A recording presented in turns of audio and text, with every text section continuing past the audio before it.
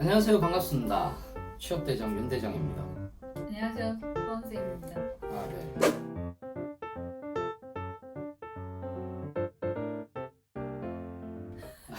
소두목 이런 게 올라왔더라고요. 맞아요. 소두목이 올라왔어요. 소두목. 소두목 어떠세요? 소두목. 소두목 어떠세요? 두목은 좀 또 어떤 분께서 소녀 소녀는 진짜 저하고 안 어울리는 거예요. 안 어울려요. 소두목 되게 어울리는 것 같은데. 두목이요? 네. 두목. 무슨 말씀이세요? 저처럼 여린 사람한테. 아, 여러분들이 속고 계신 거예요. 여러분들. 당분간은 수원쌤으로 가보겠습니다. 네, 알겠습니다. 네. 여러분들 많은 댓글 부탁드립니다. 이것도 이제 정규 영상은 아니에요. 저희들이 정규 영상 같은 경우는 목요일 날마다 좀 업데이트를 하려고 지금 하고 있는데, 우리 저번에 철도공사 데뷔로 해서 이제 자소서 면접 얘기하다가 네. 제가 도발을 한 거죠. 저한테 수리를 가르쳐 주세요. 소은쌤이 벼르셨더라고요. 그래가지고 저도 질 수 없다. 아, 저 좀 두려워요. 제가 의사소통, 뭐 독해 이런 거를 풀어본 지가 지금 기억도 안 나거든요, 진짜. 네. 그래서 이제 독해는 제 생각을 얘기하면 되는 거 아니에요? 네, 일단 코레일 문제 유형을 조금 얘기를 드리고 저희가 준비한 문제로 네. 가보는 게 좋을 것 같아요. NCS 코레일은 이제 전체 50문항에 60분 시간을 갖고 풀이를 하는데 의수문 대표적인 이제 영역 3가지가 출제가 되죠. 의사소통 문제 유형이 어떻게 나오죠? 의사소통 문제 유형이요. 네. 조금 왔다 갔다 걸렸어요. 작년 상반기 그리고 재작년에는 어휘 문제라든지 이런 문제들이 굉장히 많이 나왔었어요. 많이 출제가 되고 뭐 보도자료라든지 비문학 지문이 조금 적었었단 말이에요. 그런데 또 이번엔 또 어휘 문제를 또 왕창 냈었어요. 그래서 지문도 조금 긴 편이었고 독해 문제. 독해 문제, 네. 독해 문제. 철도공사를 준비하는 데는 사실상 뭐 그런 건 안 나오거든요. 모듈형 중에서 뭐 경청 능력이라든지 그다음에 문서 작성 능력이라든지 이런 건 안 나오니까 네. 어휘하고 독해 중심으로 조금 보시면은 되지 않을까 음. 그렇게 생각을 합니다. 네. 수리도 뭐 어떻게 나왔어요? 코레일 문제가 사실 제일 좀 뭔가 이런 유형이 나온다라고 얘기하기가 좀 힘든 기업인 것 같아요. 맞아요. 예, 매 시험마다 좀 맞아요. 바뀌기도 하고 샘플 문항이 공개가 되기도 하는데 샘플 문항에 맞춰서 출제가 되지 않는 안 경우, 나요, 예, 안 나요. 그런 경우도 네. 있어서 수리도 마찬가지 자료 해석 문제 유형의 비중이 좀 적고 오히려 이제 응용 수리 문제가 많이 나왔었다가 네네. 또 그 다음 시험에선 자료 해석 문제가 좀 더 비중이 많아지기도 했었고 법률 문제, 법률 조항 문제가 수리에 나온 적도 있어요. 최근 아, 시험에. 법률 조항 문제가요? 네, 네. 그래서 유형이 너무나 다양하다 보니까 준비하실 때 많이 고민이 되실 수밖에 없는 그런 기업인 것 같습니다. 전체를 다 보실 수밖에 없거든요. 지금 결과적으로. 그렇죠, 그렇죠. 네. 그래도 수리에서 그나마 안 봐도 되는 거 있어요?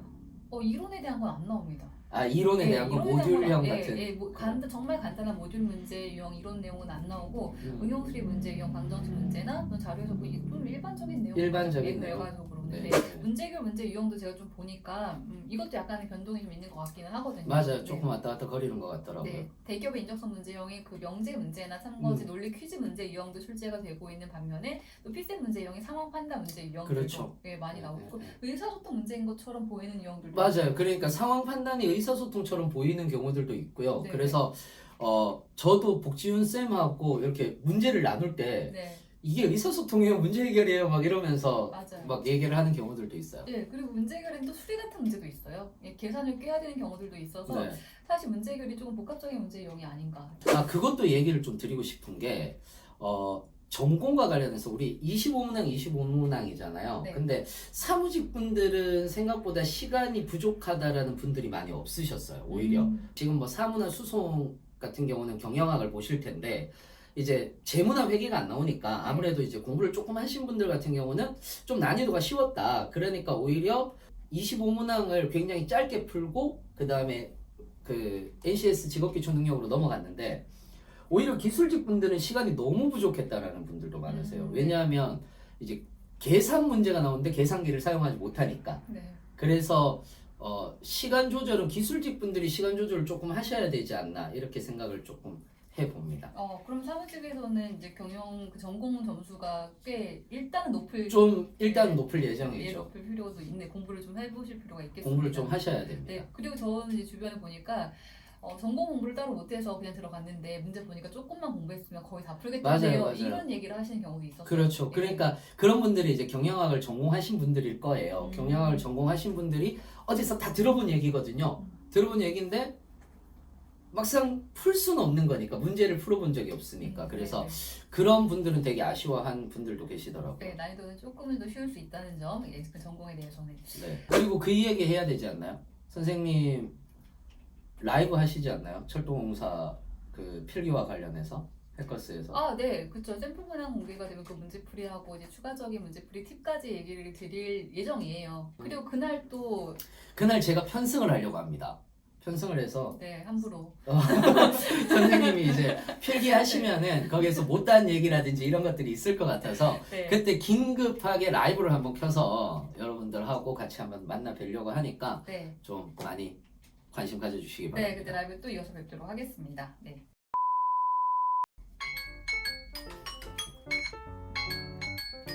무시하고 풀고 계시고요. 답 3개 아니에요? 답 뭐라고요? 일단 끝났습니다. 시간은 잘못 치신 거 아니에요? 30x가 이렇게 했다라는 거니까 30x는 35